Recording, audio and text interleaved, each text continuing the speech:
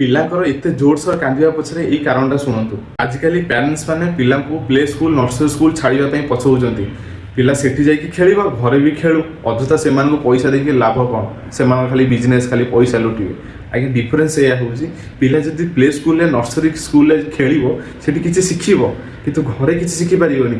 ବାପା ମା ଅଜା ଆଈ ଏମାନଙ୍କ ସହିତ ପିଲା ଗେହ୍ଲାରେ ଖେଳିବ, ଏମାନଙ୍କ ପାଖରୁ ଶିଖିବା ଭାରି କଷ୍ଟ। ଏଇ ଦେଖନ୍ତୁ ନା, ଏକ୍ଜାମ୍ପଲ ଦେଖନ୍ତୁ, ଏଇ ଗୋଟିଏ ଗେମ୍ରୁ ପିଲାମାନଙ୍କର ମୋବାଇଲ ଆଡ଼ିକ୍ସନ୍ ଏକଦମ ଦୂରେଇ ଗଲା।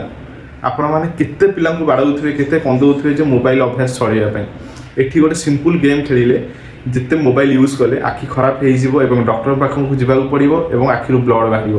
ଏଇ ଗୋଟିଏ ଗେମ୍ରୁ ଦେଖନ୍ତୁ ପିଲାମାନେ କାନ୍ଦି କାନ୍ଦି ଟୋଟାଲ ମୋବାଇଲ ଛୁଉଁ ନାହାନ୍ତି। ଗୋଟିଏ ଗେମ୍ରେ ମୋବାଇଲଠୁ ତାଙ୍କର ସବୁ ଆଡ଼ିକ୍ସନ୍ ଦୂରେଇ ଗଲା। ଆପଣ କେତେ ପିଲାଙ୍କୁ ବାଡ଼ଉଥିବେ।